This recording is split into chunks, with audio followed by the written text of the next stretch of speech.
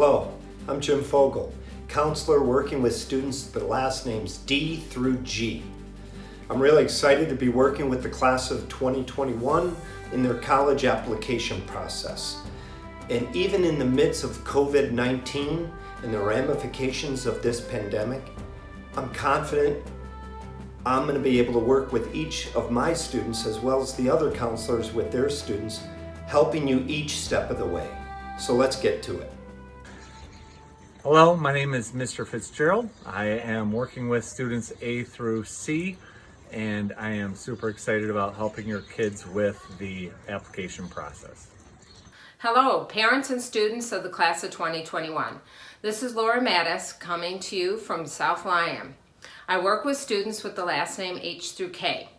I just want to assure you that we will get you through this process because you have one of the best counseling teams working for you. Be well and see you soon. Hi, I'm Tony Medea, and I'm one of the counselors here at the high school. I service last names SJ through Z.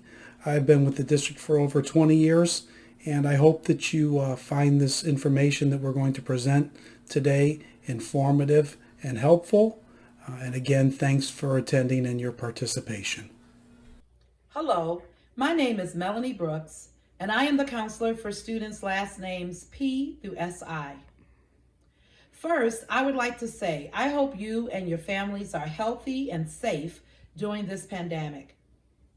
I am happy we're able to provide the class of 2021 with this virtual College 101 presentation.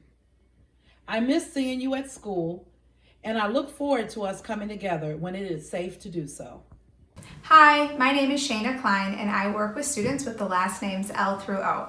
I hope all of you are doing well while you're away from school. I know it's difficult to be away from your peers and your school and the staff members, and we're all missing you. But remember to stay positive and to stay strong.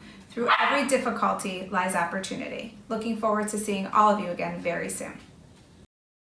Hello, my name is Melanie Brooks, and on behalf of the Bloomfield Hills High School Counseling Department, I would like to welcome you to College Application 101 for the class of 2021. This event will strive to explain the role of Bloomfield Hills High School counselors in supporting students through the college application process.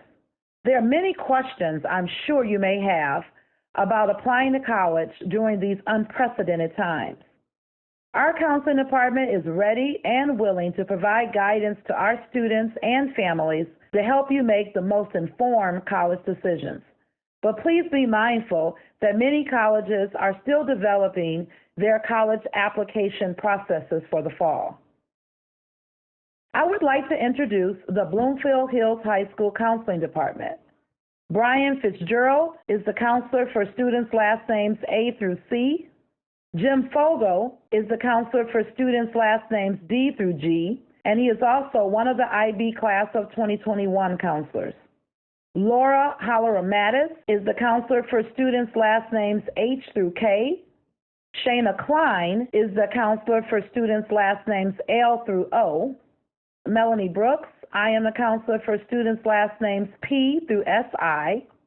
And Tony Medea is the counselor for students' last names SJ through Z, and he is also one of the IB class of 2021 counselors. Mrs. Luann France is the coordinator of the College Resource Center, which is located next to the counseling office.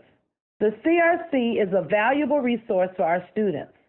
Mrs. France assists students with college visits beginning in early September through the month of November. It's very important that students check their Bloomfield email accounts and Naviance accounts regularly for emails from counseling and the CRC about colleges who plan to visit our school. Students will sign up for these visits through Naviance and receive a pass from Mrs. France to be excused from class. AP test registration. Mrs. France also helps students with test registration in the fall for AP testing that takes place in the spring. ACT and SAT prep information. The CRC has test prep materials and books that students can borrow to prepare for the ACT and SAT exams. The CRC also has college reference materials available for students to borrow as well. Scholarship information is posted on Naviance under the Scholarships tab. Students should also check for scholarship information in the weekly CRC newsletter, which is also posted on the counseling page of the Bloomfield Hills High School website. Summer enrichment opportunities.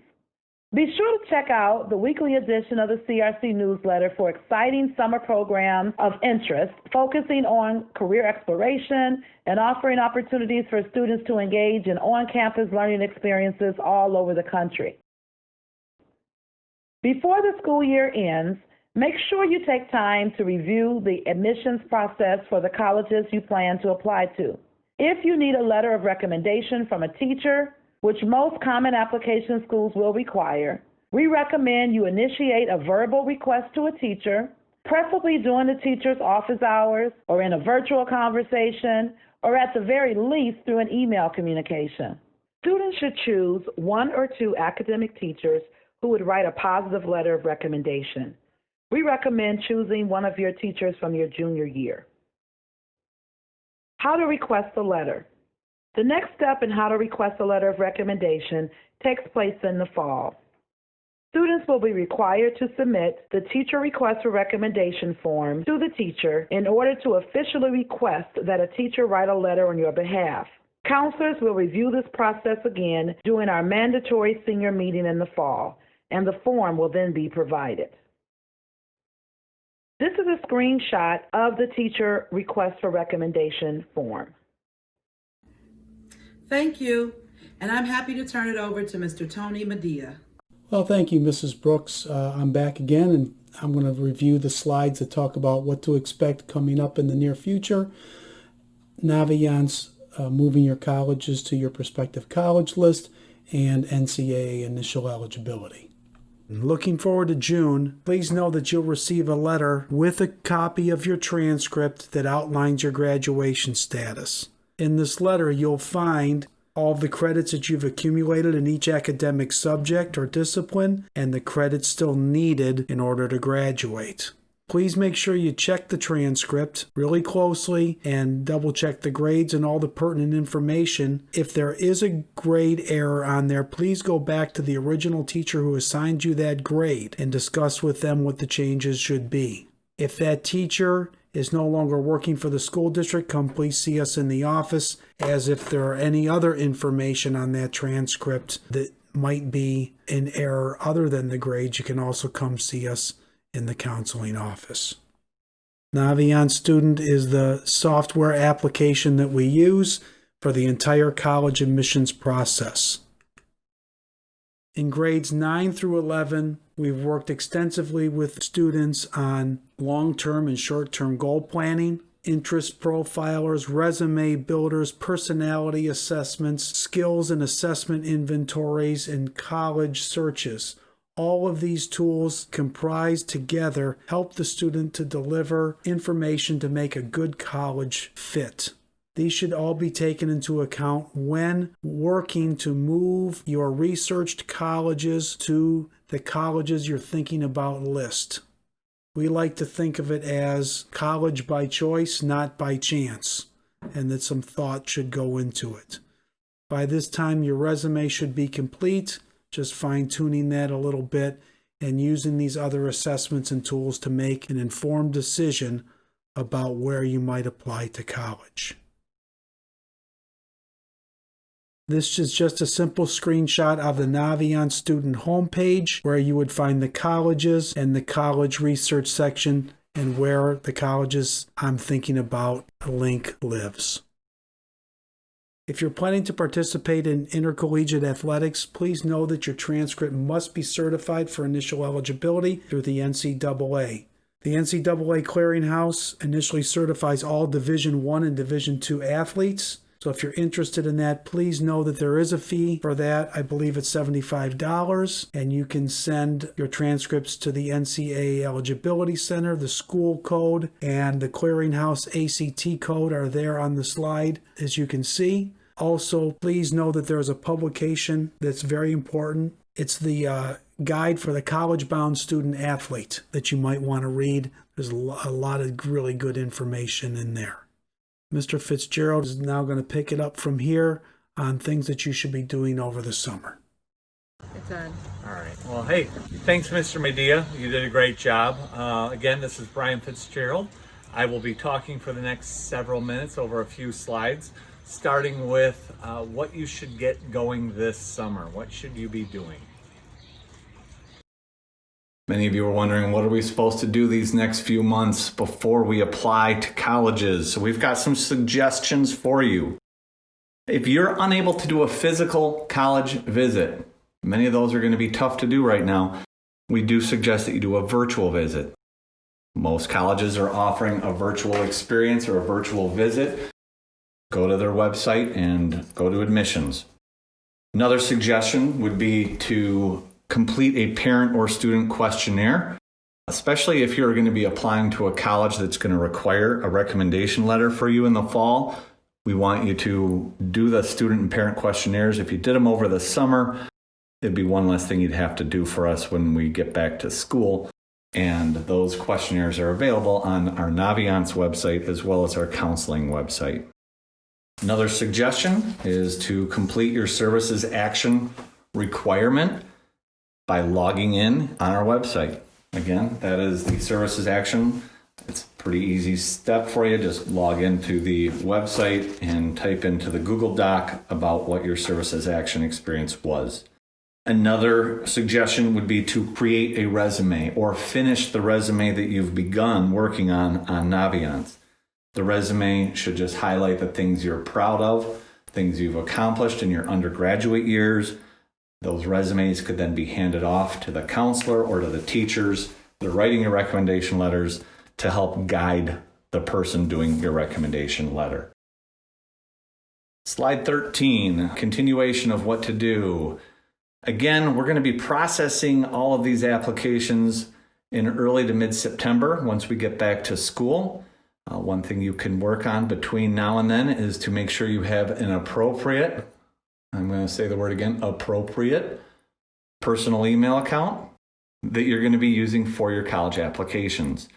Using your Bloomfield account is not a good idea because we meaning Bloomfield, is going to take your Bloomfield address away from you at the end of your senior year.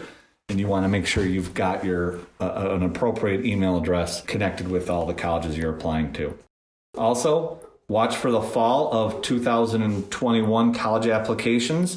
They will be posted on your college websites around July or August. July or August is when the colleges will put up on their admissions website what their process is going to look like. Also, the Common Application will be going live on August 1st. If you are going to be completing and using a Common App, you can get started on it ahead of time. Even though it's going live on August 1st, that doesn't mean that before August 1st, you could be working on your essays. The essays for the Common App are pretty standard. You can review and look at them now and write them up. Make sure once you've written your essays that you have other people look at them and review them for you. Slide 14 is the impact of COVID-19 on college admissions. COVID-19 is going to have an impact on college admissions. We know this. There's going to be a big difference between how colleges will be looking at admissions requirements with the class of 2021. What those differences are really depends on the college. Colleges definitely recognize that they need to be flexible in how they're reviewing the students, more so than ever with COVID-19. But some of the changes that may happen is there may be some more test optional application offers, some different essays that they've had in the past, maybe an additional essay. Maybe we'll speak about different ways of recalculating grades and grade point averages, and also being accepting of a credit as opposed to a grade as being an acceptable outcome for a course that you had second semester of your junior year. Slide 15. What does it mean to be test optional? Test optional means that not all colleges require students to submit their ACT or SAT score. There could be a lot of different reasons as to why students would want to apply as a test optional application. Probably if you need or if you're unsure about that, a good idea to have a conversation with your counselor on it. And just a reminder that it is your requirement, it is your responsibility to monitor the application requirements for the universities that you're applying to. There's a resource that we recommend called fairtest.org. It does a pretty good job of updating on a regular basis what the application requirements are. However, we always would recommend that you go to the college, the university's website, look at their admissions tab and their link, and they will have everything as up to date as possible. Slide 16 is the updates on the SAT and the ACT tests and exams. These were the latest and greatest as of April 27th. There may have been changes between now and then. So what we can tell you right now is as of April 27th, we knew that the SAT was saying that they're going to be offering the test beginning in August for all the students. Tests will be offered in August. It will be offered in September. It will be offered October, November, December. It's going to be offered once a month for the rest of the year. We don't know whether that's going to be offered at a testing center or at home, but if they cannot do it at testing centers, they are creating and they will have it out for students to take the test at home online. We also are still saying that our SAT is a graduation requirement for Bloomfield Hills High School. Students will be taking it in the fall of 2020 when we return to school. We have not picked the test date yet, but it will be published as soon as we know. And again, best resource is to always check the SAT website. That is www.collegeboard.org for SAT. The ACT, on the other hand, is still figuring some things out. They're still trying to develop their plan. We don't know what that's going to look like yet. They could possibly have an online testing platform if we can't do it at testing centers. And again, on that one, I guess we're just saying continue to check the ACT's website for any updates and changes on the ACT exam. That's it from my part here. I'm going to pass you off to Mr. Jim Fogel. Mr. Jim Fogel.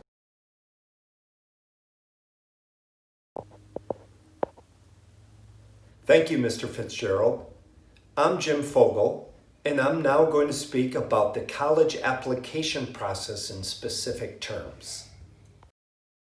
So specifically addressing the application process that will take place during the senior year, we ask that each student carefully follows the directions, making sure that they are entering the information in for which the application is actually asking.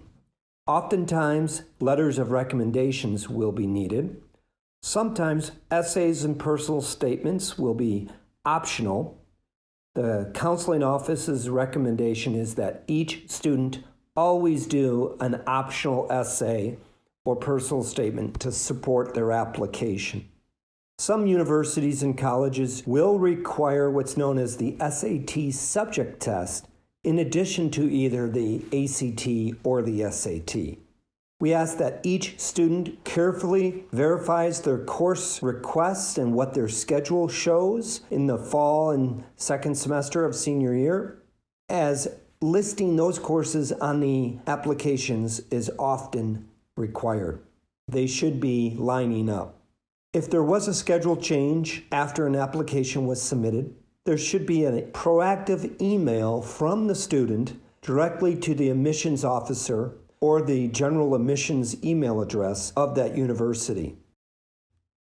Once students have determined which colleges they actually will be applying to in the fall of next year, you must move all those colleges from the colleges I'm thinking about page to the colleges I'm applying to page on the Naviance Students account.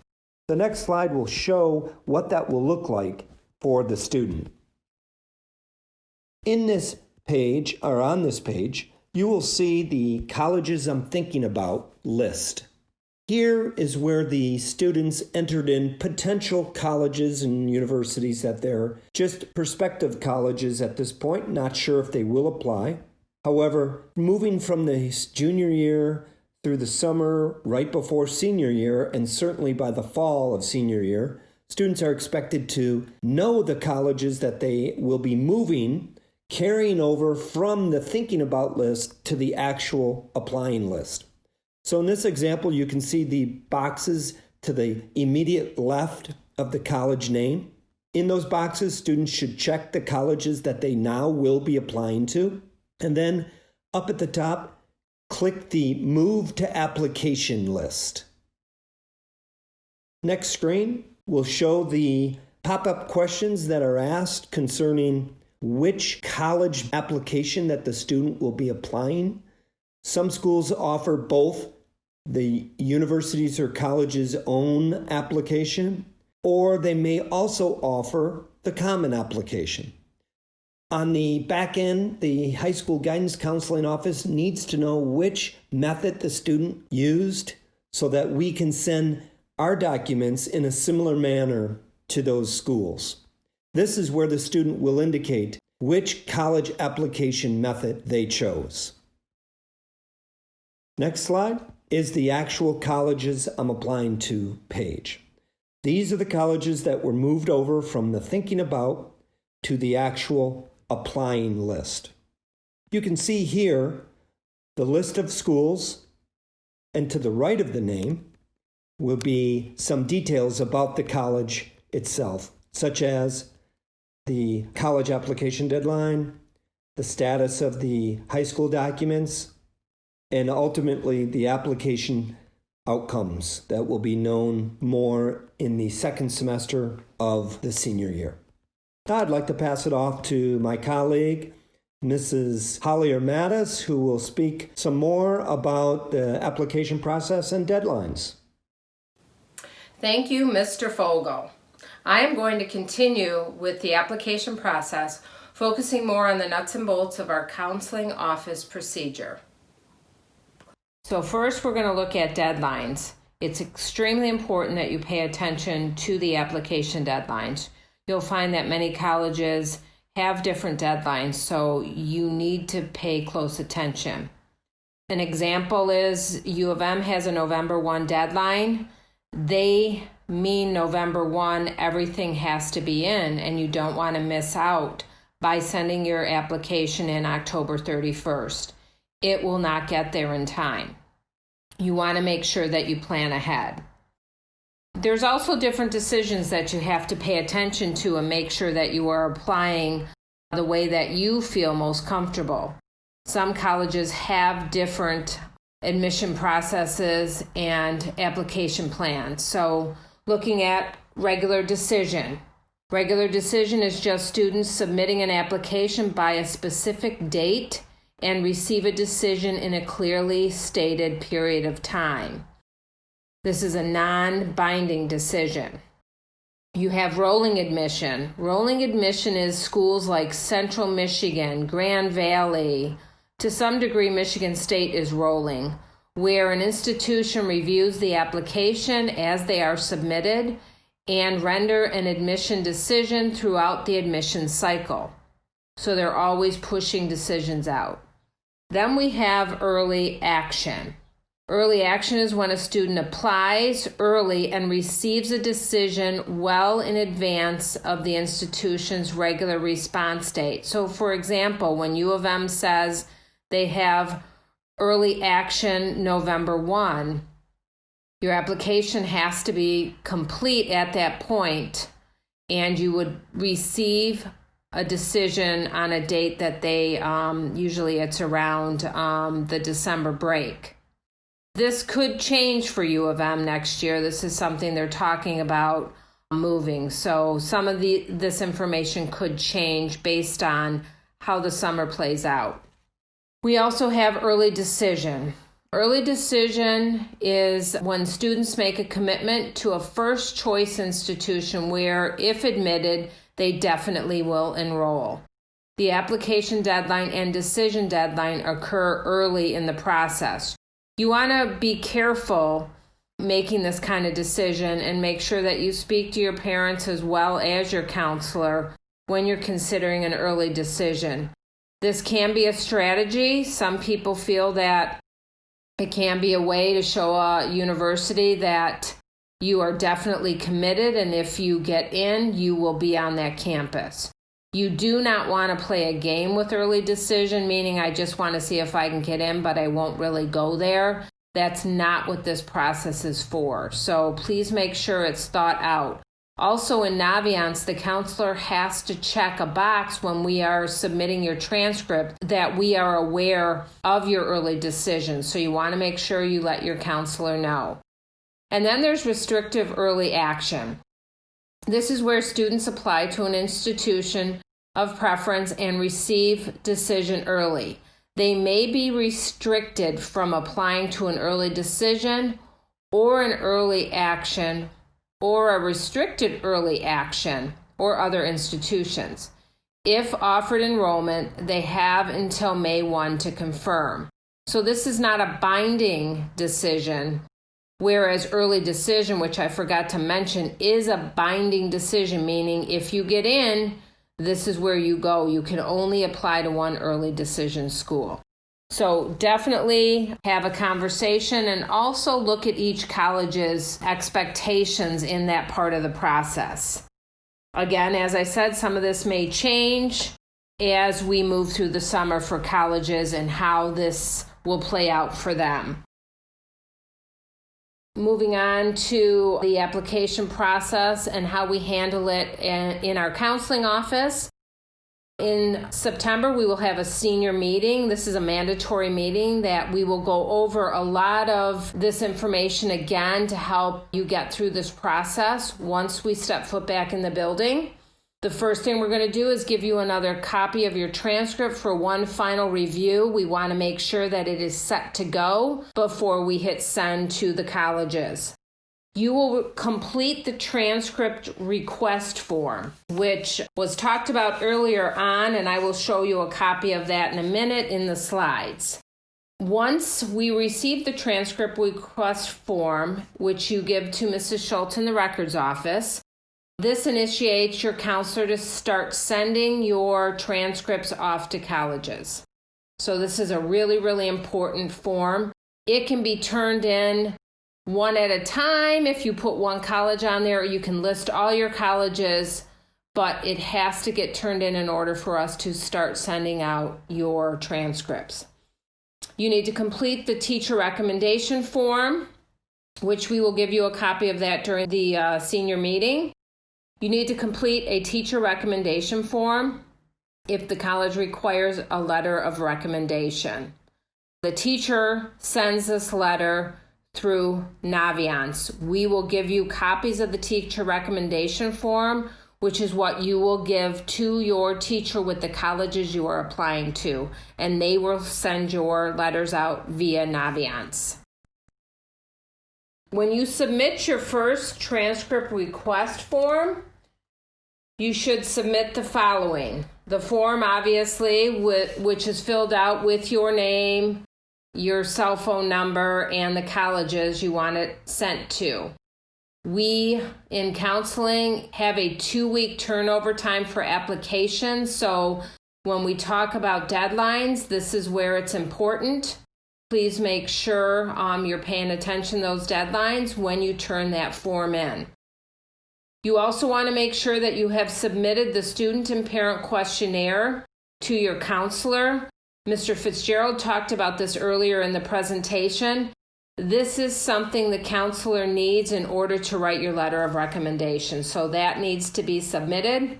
If you have an essay that you completed and you're ready to let the counselor take a peek at that, that essay is also very helpful when the counselor is writing your letter of recommendation. The more information we have about you, the better we feel we can prepare for you. A resume is helpful, and you can either do your resume on Naviance or you can submit a resume to your counselor via email. You also want to make sure that you send your ACT, your SAT, or TOEFL scores to colleges. That should be done as well. This next slide just shows you a copy of what the transcript request form looks like. This is something that we will be handing out during the senior meeting, and you can start filling it out at that point. After submitting your application, we want you to just relax and take a deep breath. It's out of your hands at that point. Once you have hit send, you will just wait for the decisions to come through. Don't catch senioritis. We want you to stay healthy and continue to do well, because remember, junior year gets you into college, senior year keeps you into college. So you want to make sure that you keep the same level of grades that you had your junior year so that the colleges see that you are still motivated. You want to make sure that you check the status of your application on each college's online portal to make sure your application is complete.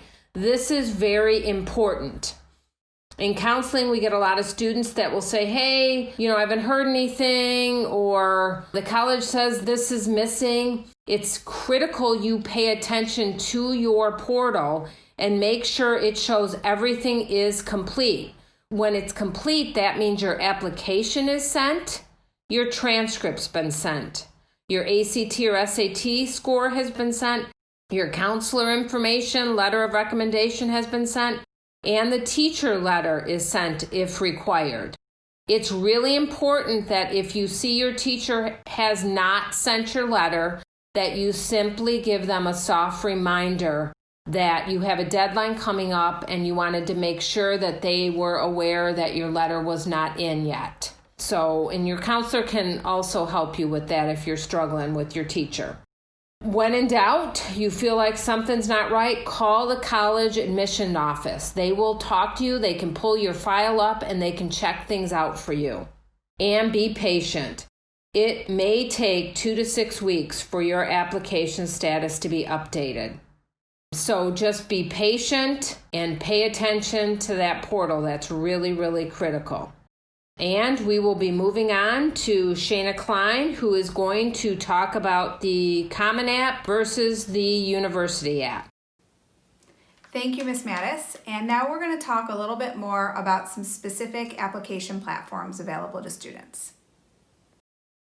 Now we can discuss the different types of application platforms that are available to students. And there are 2 main application options, the Common Application and the applications that are specific to each particular university if available.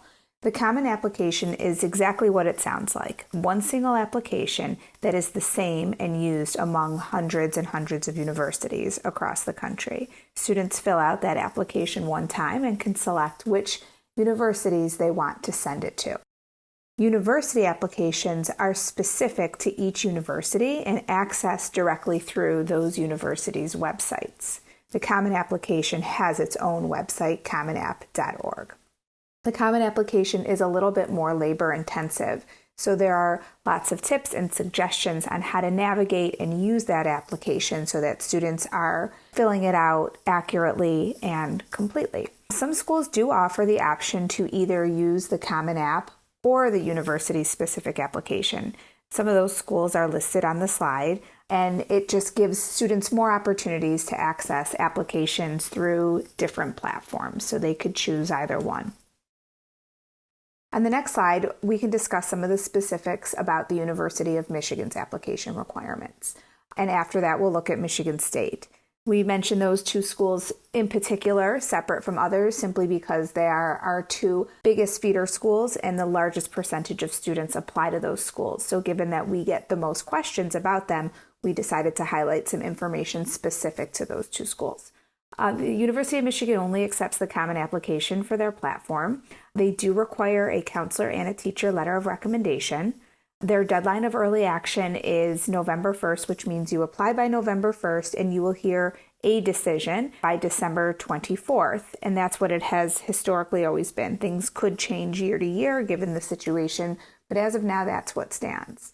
We highly recommend applications are submitted early to mid-October and not waiting till the last minute. There's always technical issues. You never know what might happen. So waiting till the last minute never works to a student's benefit. Application requirements might change, as you know, and has been mentioned, but it's important to listen to the university's website, speak to your counselor, get information from reputable sources, and try not to listen to rumors that are oftentimes subject to misinformation. So be careful in keeping that in mind. Some of the numbers specific to University of Michigan acceptances, admissions, data points. These numbers are for last year's graduating class. So they had over 64,000, almost 65,000 applications. So it's a significant number.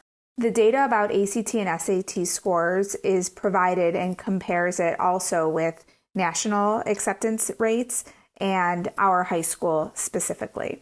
So you can kind of see how our numbers compare to national numbers, as well as the average GPA of students admitted. What we'd like to really highlight is the last bullet point about the acceptance rate.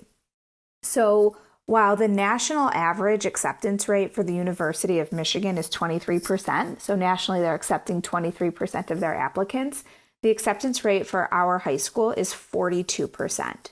So of all of our students who apply, 42% of them are accepted, whether that's accepted in the first round or in the spring after being deferred for a second review. So our acceptance rates are significantly higher than the national average, which shows how well our students do at U of M and how the university recognizes the quality of our school and our curriculum. On the next slide, we have some more specific information about Michigan State University. As of now, Michigan State still has an early action deadline of November 1st, which means you apply by November 1st and you will hear at the latest by mid to late January. If that changes, updates will be announced, but students will hear by mid to late January at the latest or sooner. Michigan State offers its own application or the Common App. Students can choose. If Michigan State is their first choice top school, it could be advantageous to use the Michigan State application. Regardless of which application platform is used, the essay is required and the essay options are the same whether the Common App or Michigan State app is used. There are 7 choices. Students will choose one. They do not require a teacher or a counselor letter of recommendation, so there's no requirement for students to seek one out for Michigan State specifically. As always, as we've said a few times, the application deadlines, requirements, processes could be changing. As information comes out and is shared, we will continue to publicize that with our students and families, but we always caution students and parents to pay close attention to where information is coming from and make sure that you're taking information from reputable and reliable sources. Some of our numbers here on the next slide are also available for you to see in terms of our student acceptance rate and the national acceptance rate. So of the nationally accepted percentage of students, 71, and for our high school, it is 77. So again, it's a higher rate, which is favorable for us and for our students. The next slide highlights the idea of acceptances. So some students will get an acceptance from a school as early as November, December. Some will hear an acceptance in the spring, depending on where they're applying and what decision deadlines they're following. Once you know where you're going, though, we encourage you to send your deposit, sign up, and feel settled and proud of that decision.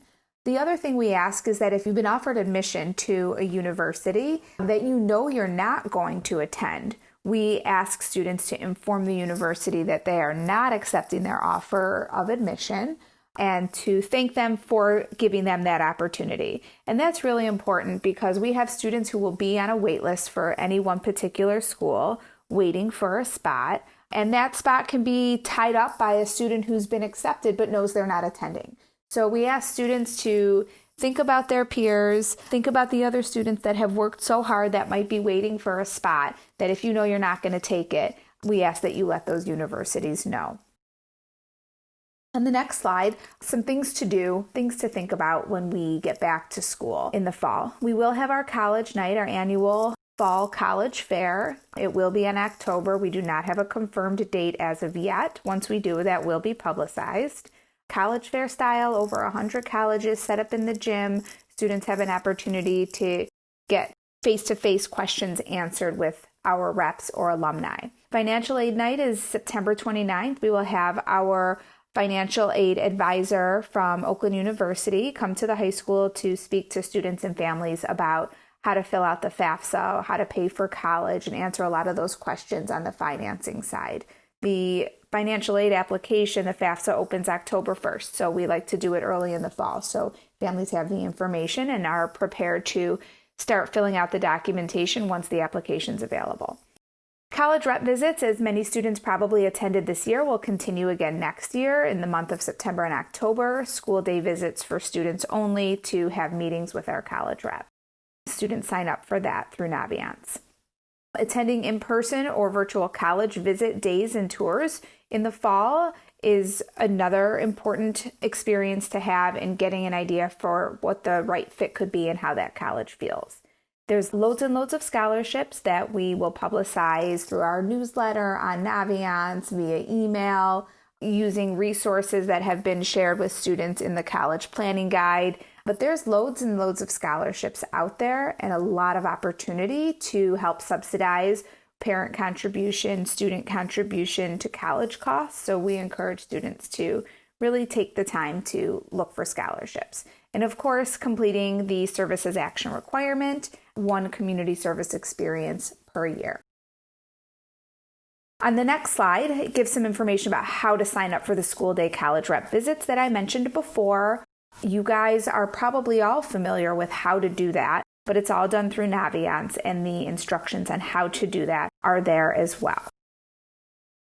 On the next slide, just a reminder about staying informed and staying connected with your counselor and information that comes from the counseling office. So one of 2 ways to do that is, of course, through your email, which most of our students are pretty responsible about checking email regularly. So continuing to do that is important, especially in the summer too, but also using Naviance. Not only is Naviance going to be the tool that students will rely heavily upon for requesting and accessing information specific to sending documents to college, but we also have access to our student and parent questionnaires, our transcript request forms, the scholarships. So there's a lot of information that's right at your fingertips. So staying highly connected with Naviance is important and will be something that you'll do more as a senior than you have before. On the next slide, I mentioned some more information about scholarships that I had mentioned before in terms of where and how to access them. And students can be filling out scholarship applications at any time. On the next slide, what we're going to be offering in the fall is what we would kind of call a College 101 Rewind, where we will review what we've discussed tonight with students and parents before the traditional curriculum night program begins on September 21st. There could be a lot of updates and changes between what we know now and what we know in the fall, and how we can support students and parents through an ever-changing college admissions process. So we'll have that review for anyone to attend before the curriculum night program begins. We appreciate everyone's time and the opportunity to share this information with you and all of the hard work that our students and parents put into this process. And we are here to support you and help you throughout these what can be challenging and scary times, but something that if you're prepared and organized will be exciting. So we appreciate your time. And if you have questions, feel free to email your counselor. Best of luck to everyone and have a wonderful summer.